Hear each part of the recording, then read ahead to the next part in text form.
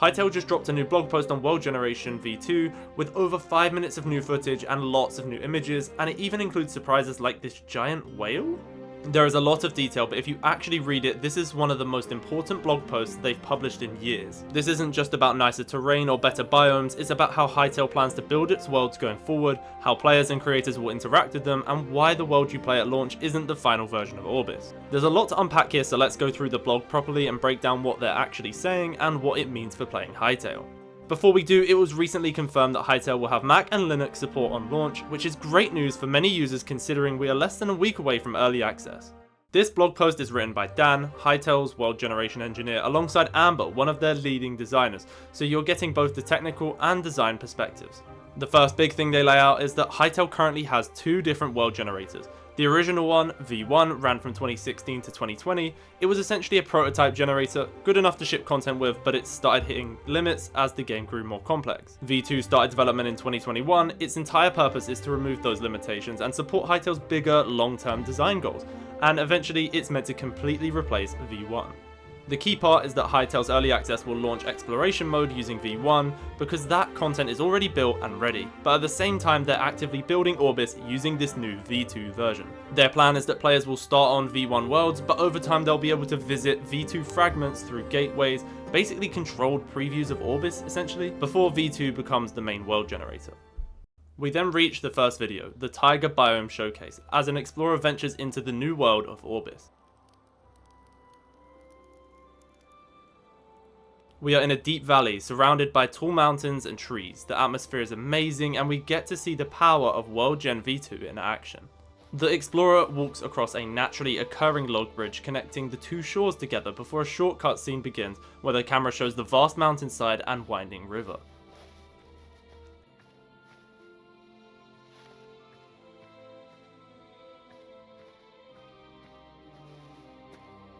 The trees stacked up across the mountainside and into the distance just look fantastic, and you may have also noticed this little owl just flying about, minding its own business, which is pretty cute.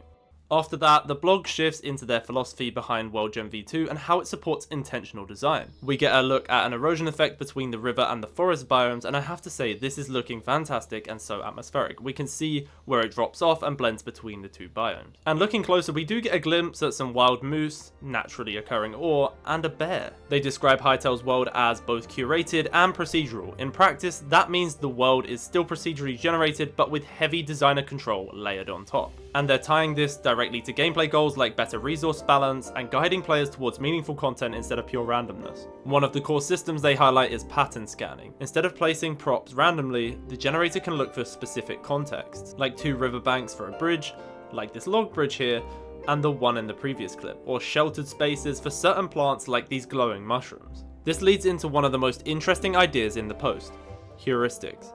The idea is that the world teaches players rules through consistent patterns. Their main example here is that in the deep root biome, ash trees only spawn above caves. Once players notice that pattern, they can use it to make smarter exploration decisions during their adventures. So the world isn't just decorative, it's now communicating information to the player, and exploration becomes about learning the language of the world, and World Gen V2 allows designers to customize this language or even create their own. Exploration becomes about learning the language of the world, and World Gen V2 allows designers to customize this language or even create their own. And I see a point where, in the future, creators will have made their own entire world, and then they can use this to customize how certain things appear, and then players can start to pick up on a whole new patterns of this entirely new world. Next, they talk about code mods. This is aimed at modders who want to build deeper systems or customize their own world entirely.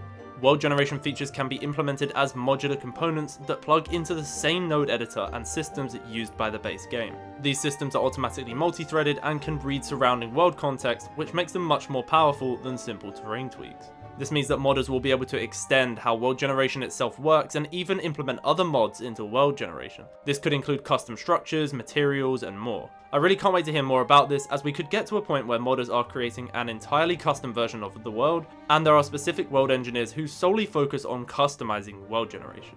Dan states that they will go into more detail on the technical parts after launch. Simon also confirmed in a recent tweet that artists, designers, and modders can create whole new worlds on day one using the World Gen V2. For example, you could make a portal that leads to your world, dimension, or whatever you want to create. You can add prefabs, NPCs, blocks, items, and much more. You don't need to write any code. A strong team could deliver a new Hytale experience in just a few weeks. If you are enjoying the video, please consider subscribing, as over 90% of you are currently not subscribed.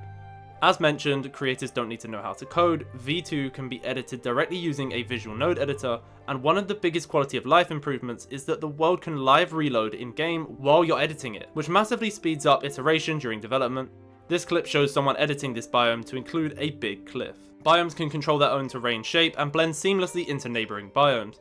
They're really aiming for full control over this world. For example, here we see this cliff being regenerated but with a more rocky surface, and again we see it reload live. The significance of this cannot be understated, and this is truly ahead of anything we've seen before. We then get to see another live update where a grass material is restricted to not spawn where there is less than 10 blocks of air above. This goes to show how simple your changes can be, and just proves that you can really kind of do anything you want. Moving on, the blog talks about props and points of interest and how they're distributed using a procedural point grid, and at each point a customizable set of rules determines the best placement. Importantly, the content generated by props can be sourced from prefabs or more procedurally, depending on the creator's approach. This means we could have entire custom castle prefabs spawning throughout our worlds under whatever conditions we decide. This is ultimate creative freedom and empowerment, and I really can't wait to try it out for myself. In this example clip, we see the size of forest patches increase by editing the tree location mask. And they also make a huge promise here. Every single biome that we use in Orbis will be shared with the community. You will be able to use the node editor to view, modify, and have fun with all the content we made and mix it with your own creations. This is going to be super helpful for getting started. They then show a set of experimental examples, and they're very clear that these don't reflect what Adventure Mode will ship with. But they're useful because they show the range of the system from extreme terrain stacking to underwater caves, floating islands, and more abstract environments. We not only get to see this with live ambience, but we also get to see a big ass sky whale. As far as I know, this is not in the actual game, but awesome to see what creatures could be added to Hytale beyond the base game. Additionally, we get to see a procedurally generated set of rings in an alien world. This is so cool, and the atmosphere is so eerie. I genuinely can't wait to see what people create with this, and I bet the Hytale team won't even have managed some of these use cases. They remind everyone that this is early access and systems will evolve, but their goal is to deprecate features rather than to remove them suddenly, as they want to support creators in the same way they support designers. If you are behind on all the Hytale news, then make sure to check out my recent video covering what's changed in 2026 since the original trailer. In the short term, they're focused on performance, feature upgrades, and making content more modular. Long term, they directly highlight features like procedural rivers, paths connecting different places, procedural dungeon architecture, fauna, waterfalls, and more. Ultimately, as with the rest of the game, community feedback will help shape how the generator evolves. The blog then shows a series of work-in-progress biome snapshots aimed at a future adventure release. These aren't final, but they give a sense of the visual direction and biome diversity they're targeting. These are really cool and give us an even more of an understanding of what is already possible with World Gen V2. And the final section comes from Simon, and this is where the vision gets much bigger. He frames this as a shift where artists and designers take full ownership of world generation, and he suggests this approach could redefine the block game genre. He also introduces a new role, world designer. And they say they're planning to hire more than 15 of them, primarily from the community after early access. This is ambitious, and if they actually build pipelines where community creators become official world designers, that's a pretty rare bridge between modding culture and studio development. But it goes to show how unique and brilliant the mindset of Hypixel Studios really is.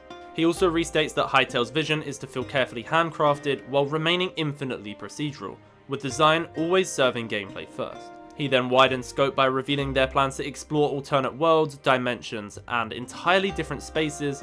Not every concept will ship, but together they represent the direction they're taking as they continue to expand the game. This is all very exciting, as who doesn't love new dimensions and alternate worlds?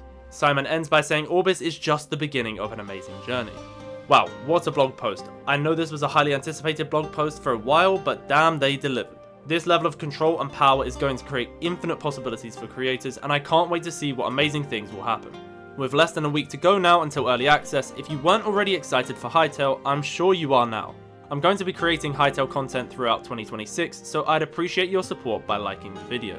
I have been Ember, thank you for watching, and I hope your countdown to Hytale's release goes quickly.